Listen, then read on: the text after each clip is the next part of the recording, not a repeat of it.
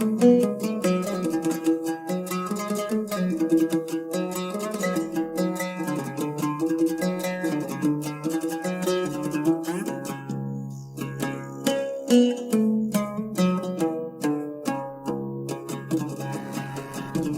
à tous.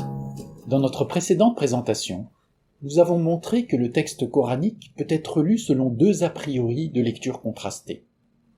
On peut entendre la parole coranique comme étant une instruction que Dieu délivre à son messager et par l'intermédiaire de ce dernier à l'ensemble des hommes, mais on peut lire aussi l'écrit coranique comme étant un monologue que Mohammed soutient avec lui-même et divulgue au plus grand nombre. Aujourd'hui, nous chercherons à mieux comprendre en quoi ce jeu rhétorique permet de rendre compte de l'expérience de la révélation. Pour ce faire, nous allons approcher l'épisode de la révélation par une expérience qui lui est analogue. J'entends par analogue une expérience qui est différente de la révélation, mais qui lui est en même temps semblable ou comparable. En la matière, la meilleure analogie que l'on puisse proposer, et que le Coran suggère lui-même, c'est la prière. La question de la prière est une question complexe. Je ne l'aborderai ici que de façon succincte, en omettant le plus souvent les preuves textuelles qui justifieraient mon propos. Ceux qui sont intéressés trouveront tout cela dans mon ouvrage, notamment dans la seconde partie du volume 2, qui est largement consacrée à la question. Mohammed, on le sait, place la prière au fondement de toute démarche authentique de foi. Lui-même priait longuement et assidûment. Il exhortait les croyants à en faire de même avec sérieux et constance. Invoque le nom de ton Seigneur matin et après-midi, et prosterne-toi devant lui une partie de la nuit, et glorifie-le longuement la nuit. Rappelle ton Seigneur en toi-même, dans la crainte et l'humilité, à voix contenue soir et matin. Ne sois pas des indifférents. Rappelle-toi le nom de ton Seigneur et consacre-toi à lui totalement. Pour commencer, le Coran demande aux croyants de régler leur activité de prière sur les temps, les gestes et les contenus du rite auxquels ils sont soumis. Chacun est tenu de renouveler sa pratique selon les usages prescrits par la communauté croyante à laquelle il appartient. Mais la véritable prière ne se limite pas au ressassement de formules liturgiques et à la répétition de gestes rituels. Comme Mohammed a eu à cœur de le montrer et de l'instruire, elle a vocation à être approfondie, au-delà du rite, dans le cadre d'une démarche personnelle approfondie, d'adoration et de réflexion, par laquelle celui qui prie cherchera à se reprendre dans l'intimité de son rapport à Dieu, en vue d'édifier son existence selon une direction qui soit véritablement valable. Ainsi comprise, la prière s'étire dans le recueillement. Elle devient l'occasion d'un approfondissement intérieur, pendant lequel le croyant peut méditer en lui-même, approfondir sa situation, et élever ses pensées, ses sentiments et ses actes vers Dieu. La prière devient un temps de recueillement, où le croyant ouvre son cœur à Dieu, fait son examen de conscience devant lui, et cherche à déterminer avec lui ce qu'il est tenu d'être et de faire. D'un même élan, la prière devient louange et imploration, écoute et réflexion, adoration et dialogue intérieur passionné. Cet effort ne doit pas se limiter à une entreprise solitaire. D'ailleurs, Mohammed ne s'en tenait pas au travail qu'il accomplissait sur lui-même et en lui-même. Il s'ouvrait en parallèle à la délibération extérieure et soutenait un effort résolu de communication et de clarification avec les autres hommes. Il s'employait aussi à vérifier concrètement ses prétentions, en lien avec son engagement dans le monde. Autrement dit, le prophète considère que le tête-à-tête avec Dieu doit être équilibré par le dialogue avec les autres et sans cesse reconduit à la réalité des faits et à l'activité solidaire, sous peine d'être trompeur et délusoire. Cette quête reste malgré tout entièrement de l'ordre de la prière, car seul Dieu peut révéler à l'homme sa vocation et l'éclairer sur ce qu'il est tenu d'être et de faire. C'est pourquoi, dans son effort pour trouver la direction juste, Muhammad en revenait toujours au face-à-face avec Dieu et à l'approfondissement de la prière.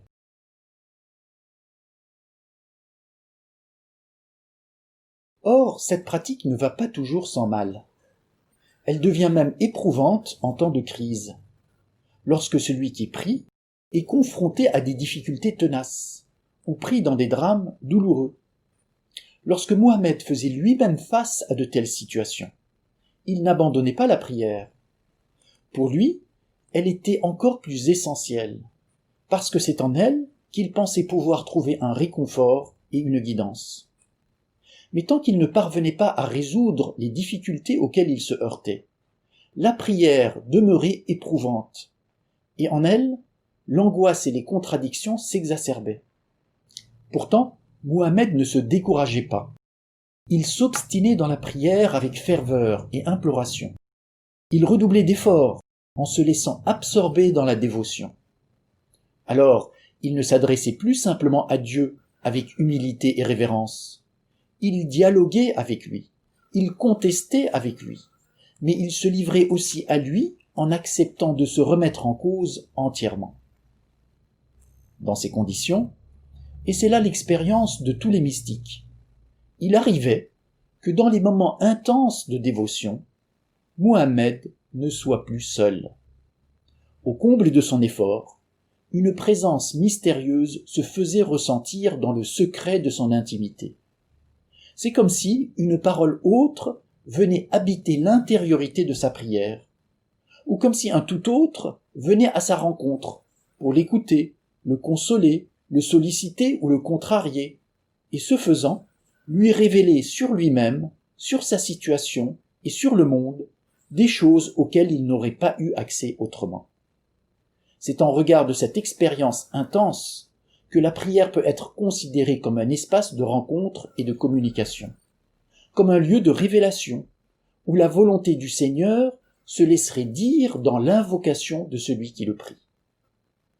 Si l'on retient cette présentation, qui est, rappelons-le, une analogie, alors on pourrait considérer que le texte coranique nous donne à entendre la prière de Muhammad lorsque celle-ci s'intensifie jusqu'à devenir révélation.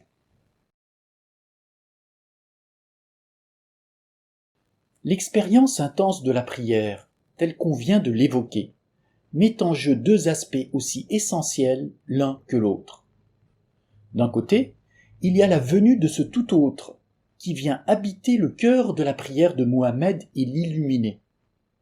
Si on met l'accent sur cette présence, alors on aura tendance à minimiser le rôle du prophète.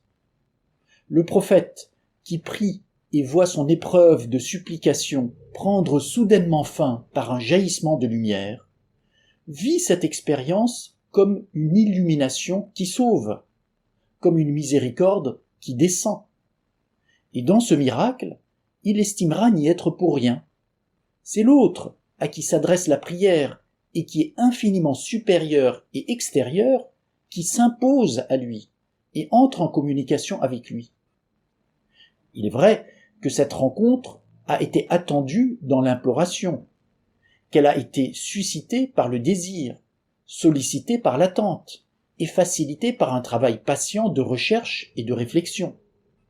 Mais comment ne pas penser que tout cela ne fasse aussi partie d'une donation qui précède et excède la demande? Le prophète n'est-il pas sans cesse devancé, appelé, attiré par ce Dieu qu'il devait rencontrer à l'acmé de sa prière? Son désir de prière, l'intensité qu'il met dans son recueillement, la persévérance dont il fait preuve, l'ouverture de cœur dont il est capable, tout cela, à ses yeux, relève de la grâce. Tout cela vient de Dieu, tout cela descend sur lui. Dit, en vérité, ma prière, mes actes de dévotion, ma vie et ma mort appartiennent à Allah, Seigneur des mondes. Dans cette logique, c'est notre première hypothèse de lecture qu'il faut privilégier. C'est Dieu qui parle par Muhammad. C'est Dieu qui, se faisant intime auprès de celui qui le prie, entre en communication avec lui et lui découvre une vérité et une vocation extraordinaires.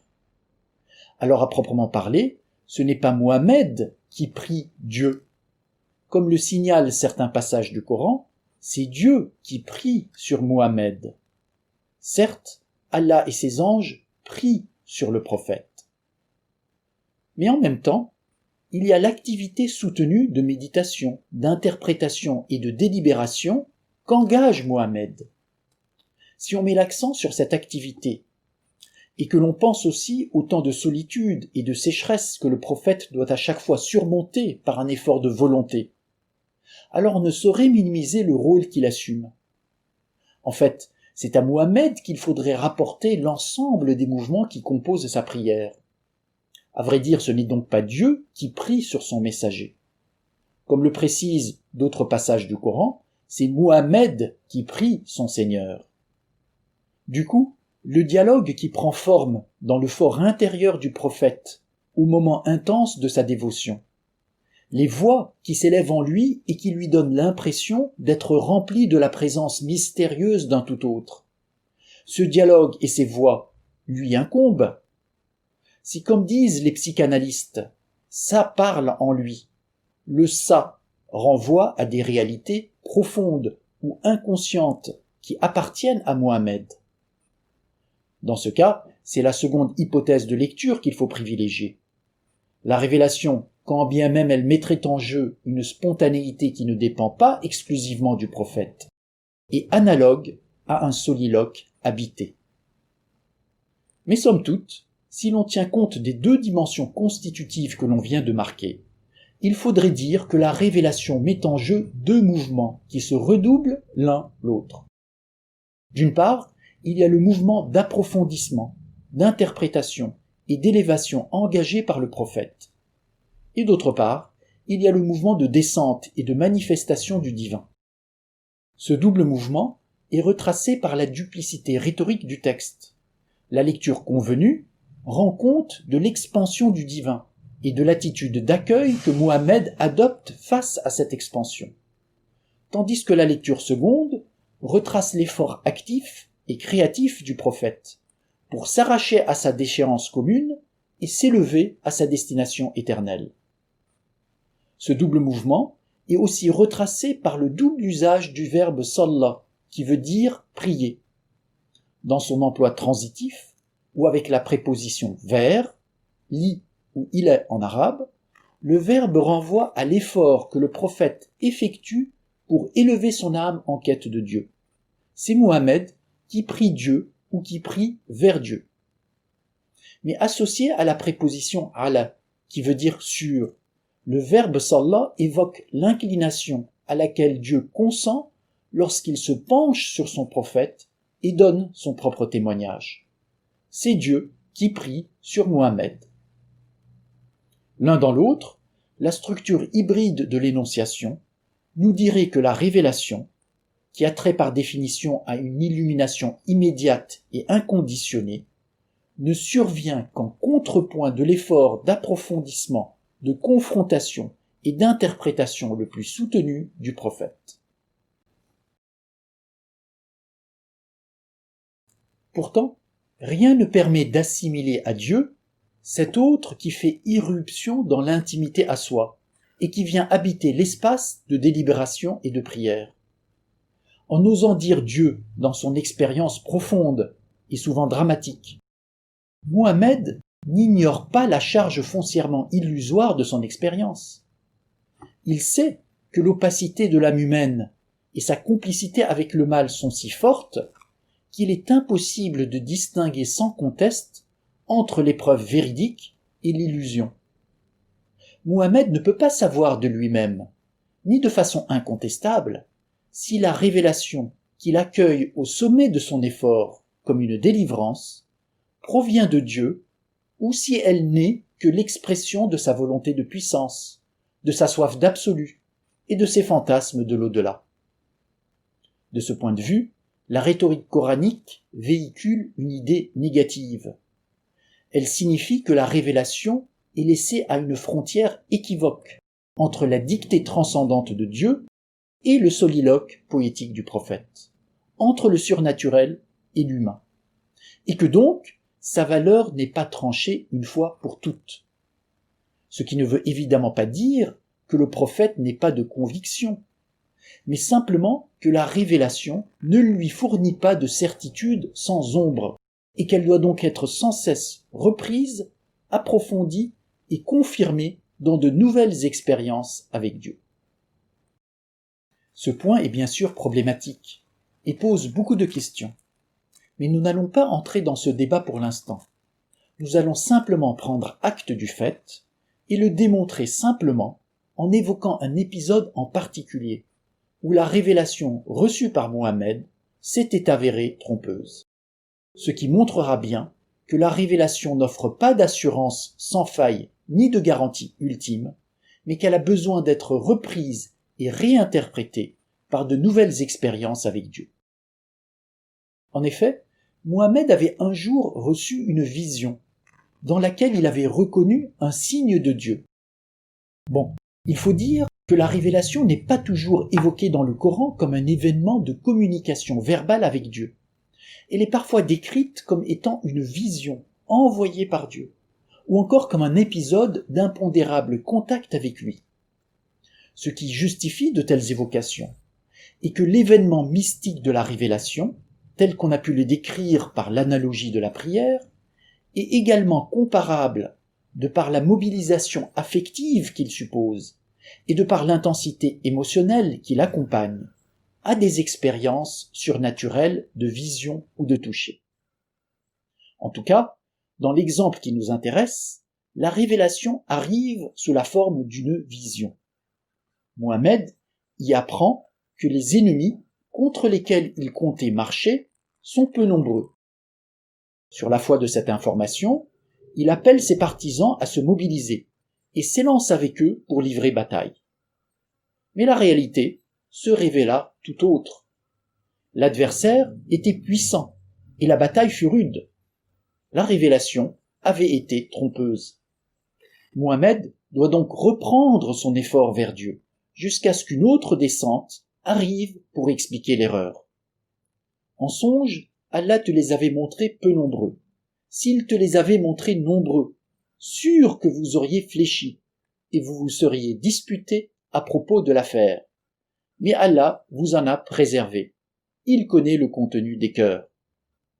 Si l'origine divine du songe n'est pas remise en cause, son caractère trompeur est justifié, non sans un certain humour, par la ruse d'un Dieu forcé de tricher pour compenser la couardise de ses fidèles. Voilà qui fait l'aveu que Mohammed et les siens pouvaient être aussi lâches et disputeurs que le reste des mortels. Mais voilà qui signifie aussi que Dieu peut tromper qui bon lui semble, et que les révélations qu'il envoie ne délivrent en elles-mêmes aucune assurance ultime. Ainsi, l'expérience la plus profonde et la plus exaltante qu'est la révélation continue d'être habitée par le doute le plus affreux. Ce fait renvoie à l'emprise que l'illusion exerce sur l'homme et à la complicité que ce dernier entretient avec les puissances des ténèbres. Mais la déchéance de l'homme ne met-elle pas aussi en cause Dieu? Allah n'est-il pas lui-même de connivence avec le mal qui dénature sa création? Ce sont là de terribles questions auxquelles nos prochaines séances seront consacrées. Je vous donne donc rendez-vous pour la suite de notre discussion et je vous remercie pour votre écoute.